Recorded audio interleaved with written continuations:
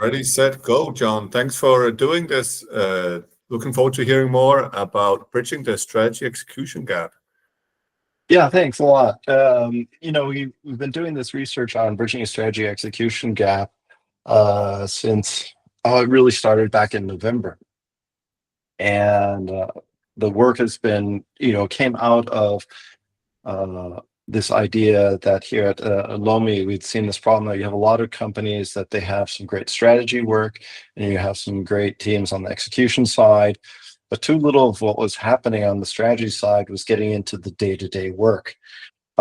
So we looked at that, and through that, we saw a lot of different issues that were coming up. And I think there's a lot of issues that affect particularly design leadership. We talked to CEOs, product managers, and a lot of design leaders within Europe, Asia, and North America. So we saw both some of the pains, and we saw some best practices out there too in those conversations. So let me go ahead and dig in. And I think one of the challenges that we see is, I think if we look at some of the great design leaders of the past, that too much of what we see there is still the model for so many people, but the day-to-day life isn't at all like that for most design leaders these days.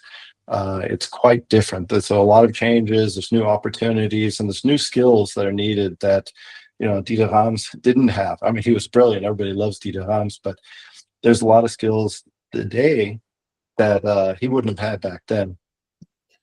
And kind of what we're seeing is, three major things came through the research. One is this shift from, being the makers like Dieter Rams to being more kind of curating, shifting the direction of where things are going, trying to make sure that it's all coming together.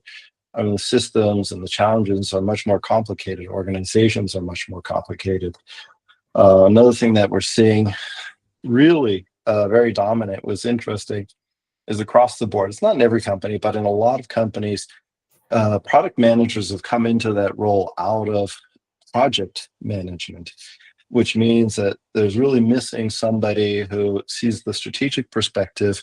And in a lot of instances, the design leaders are stepping into that role without taking on that title. They're taking on the tasks that are for that area for themselves. And then also that the entire design and user experience is changing from being this hands-on thing to being much more about influencing the overall business, really looking at, how is the business going? And it's not anymore about just having the most beautiful products, beautiful offerings, but it's really looking at where are we trying to go as a business and as a leader affecting that.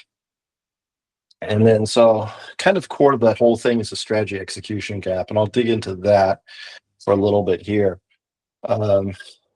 One of the things that we had found out was through the research that the majority of executives are saying that they aren't meeting the strategies, the goals for the strategies that they've established. 60 to 90% of those strategies just aren't being achieved.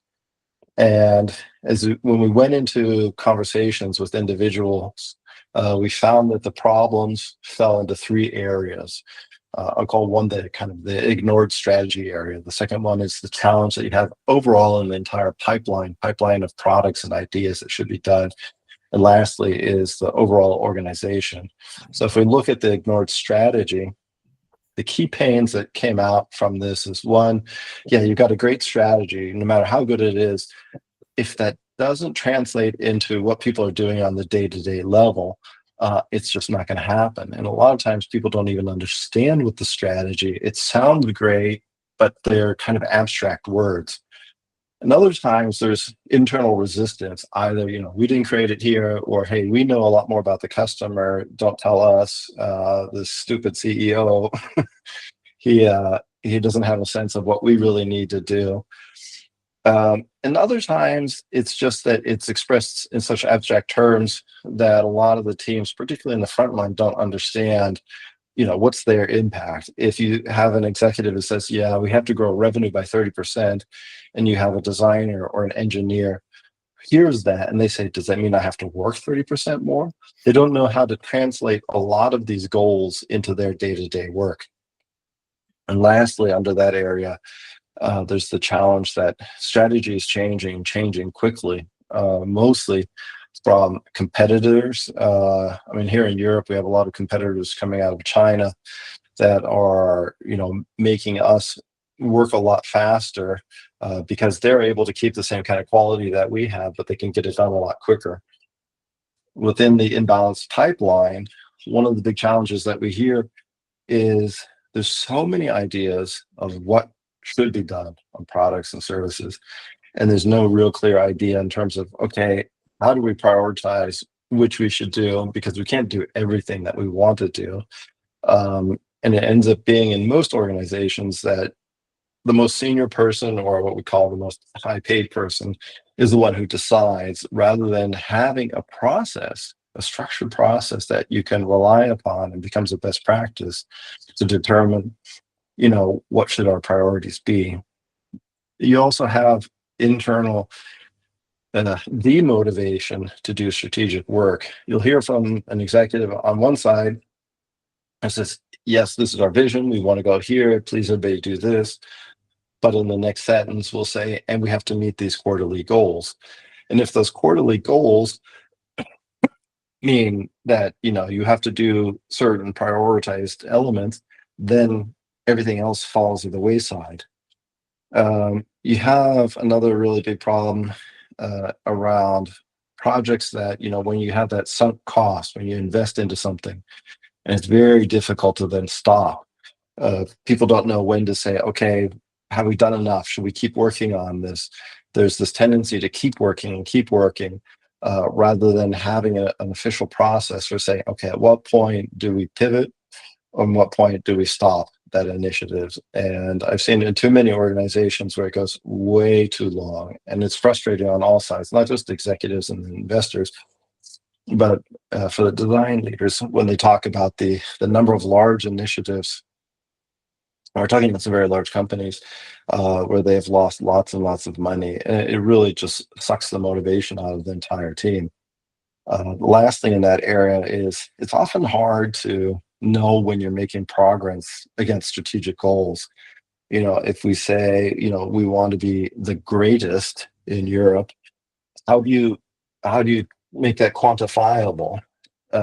People can't look at it and they don't see a nice progress bar that helps them understand we're making progress towards it, and what I'm doing translates into measures that help that.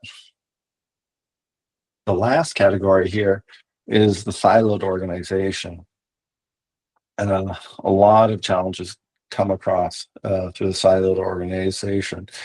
First and foremost, it has a lot to do with the resources. We have people in the different the silos, and sometimes, say for example, the most common thing I hear a lot about is user research, that you'll have a user research in one team and then another team needs that person and they won't free them up for that, so everybody's kind of fighting on their own.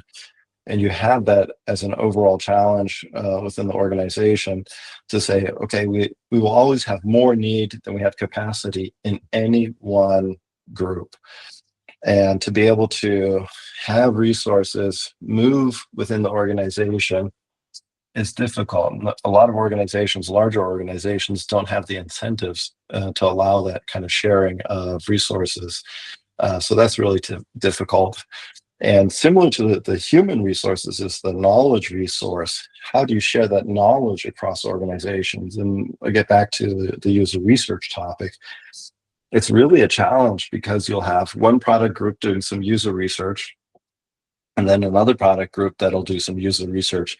And either the work overlaps, so they're essentially learning the same knowledge twice, or they could have helped each other. The knowledge that one team gained could have helped the other team and vice versa. So they create products that are somehow in conflict with the user needs because they only have a partial picture.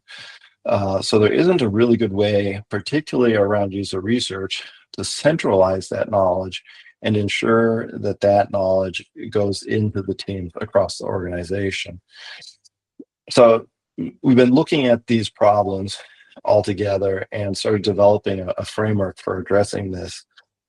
And the framework, we believe, really centers around what design leaders are doing, not what's happening on the traditional project management and overall product management side.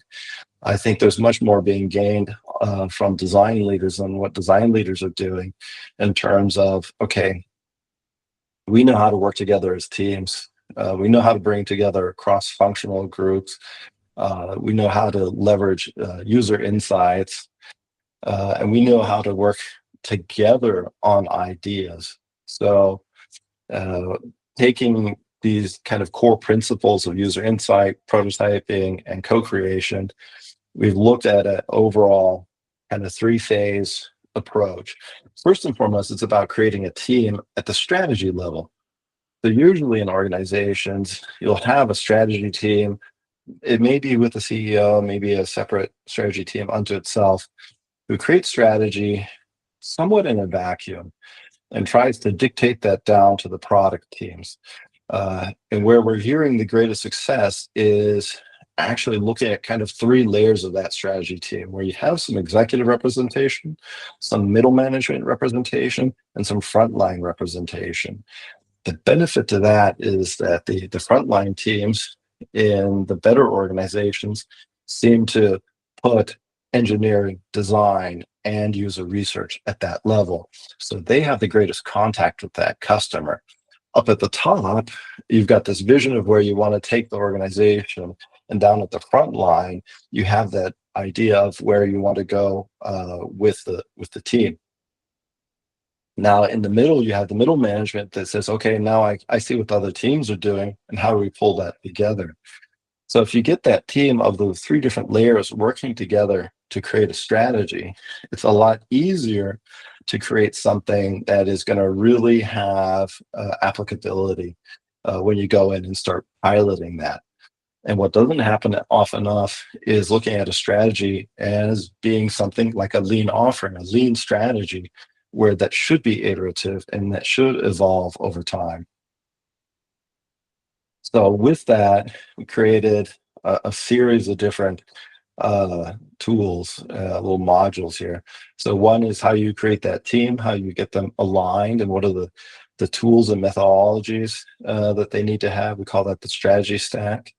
And then the second one is about, pulling together the customer insights.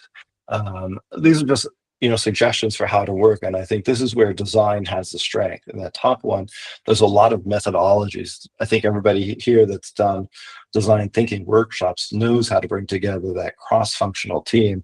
Well, not just cross-functional, but vertically functional team. Bringing them together, bringing the methodology to have them develop that strategy. And then when you go into the middle section where you're developing that strategy, looking at how do you pull all of these concepts together based on research that comes through the entire organization. So you pull the research together with the customer insights, you get some of the business drivers pulled together, and then you need to go into the next generation of value proposition.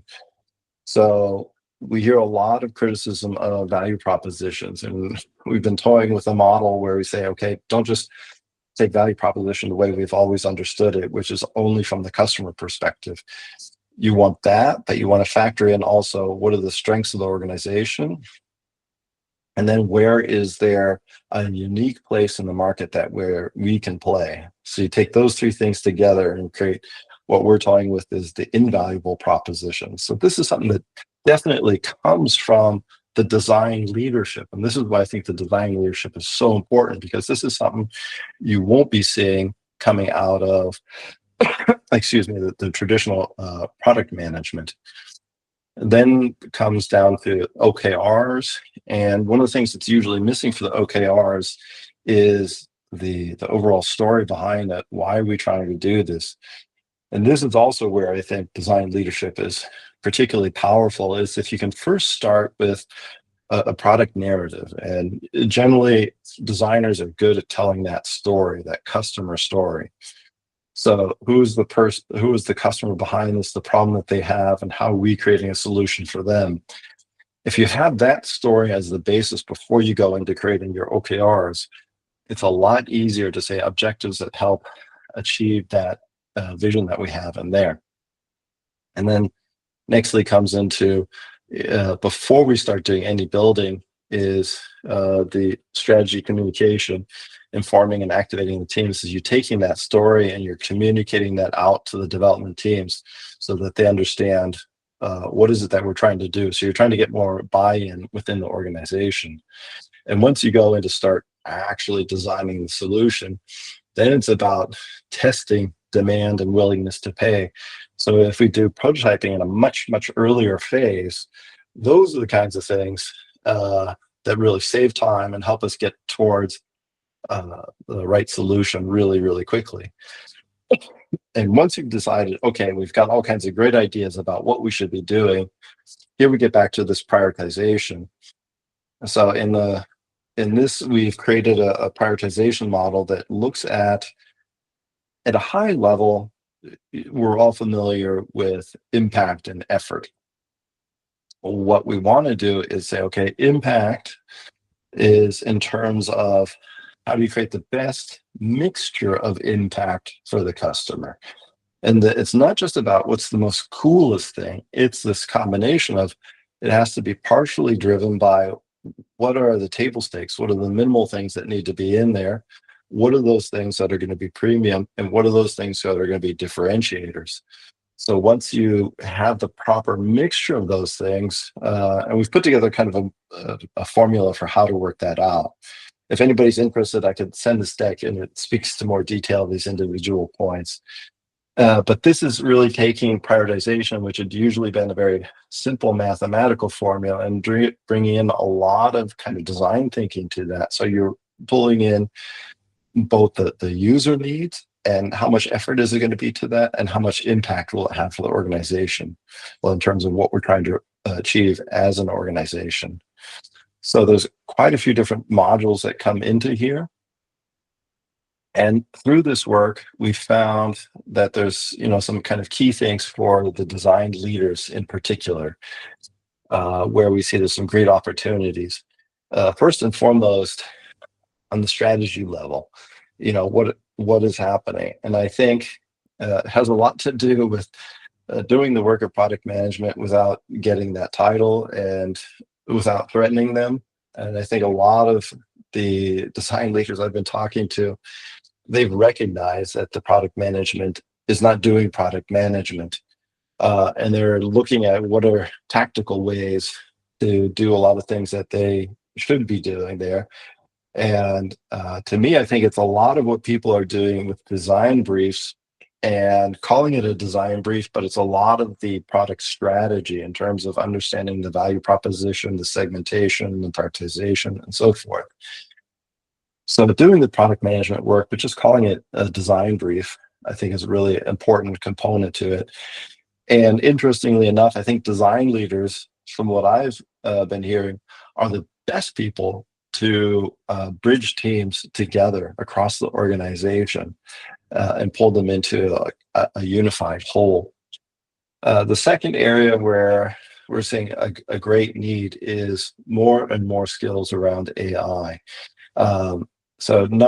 Yeah, definitely you need that for the automation and the execution, but there's a whole new area that we can go into that'll help us on the business and the design strategy side. And lastly, a whole new area that people are just starting to scratch the surface on, and I think that's going to be huge, is looking at systemic design and systemic thinking. There's a lot to be done in terms of not just looking at individual products or product portfolio, but looking at the entire organization as a system. The complexity of that is something that fits really well for design teams that have really service design within to get them to expand into that area. I think there's just huge opportunities. And I want to speak just kind of briefly about AI and the impact, particularly in this. Yeah. I'm catching up on the chat, and there was a question from down south in Hamburg, which was on the previous slide. If you have an example of what happens on the level of measuring and internalizing success, which was on the slide just before that. In here. Yes. Yeah. Yeah. So in terms of measure, I mean in the prioritization or in the measuring success? The Because yeah. yeah. So on the measuring success on the OKRs, generally what I find is there are very few organizations that understand how to implement OKRs well. And a lot of that is driven from the fact that they tend to think of it as we need to increase revenue by 20% as being one of the objectives. And that is, in the short discussion time here, I think that's going to be a bit much for us to deal with. But here you're trying to understand at a very high level, strategic level, what kind of an experience are we trying to achieve for the customer, and how do we get there? What are the objectives that are going to help us get to that? So that's why I like the idea of having this product narrative drive OKRs. So when you have a good sense of, hey, how is this impacting the life of a customer in the future? And the best way to think of it is say, just describe a day in the life of the customer in the future and why their life is better now because of your product or service. When you have that story, then you say, okay, what are the 3 most important objectives for us to achieve in order to make that future a reality? Is it about making the product easier to use? Is it about making it more convenient to them? And then you can start getting into that. But you do want to get it to the point of having it measurable with numbers. I've got a whole slide. It's not in here, or it's in my backup. I have a separate one that has this in more detail. I can reference that in a follow-up blog, John. Yeah. Well, thanks for staying. But I got the point of going beyond the traditional numbers and the OKRs and fleshing it out with a narrative, with stories. Yeah. Cool. Thank you very much. Sure. I know we've only got about 5 minutes left, so I should actually see if there are other questions out here from the any other comments, reflections? Perhaps I can pick on the duet of Nan and Daniel, who I've been seeing there sitting together. Do you see this happening more also as design leaders working on the employees?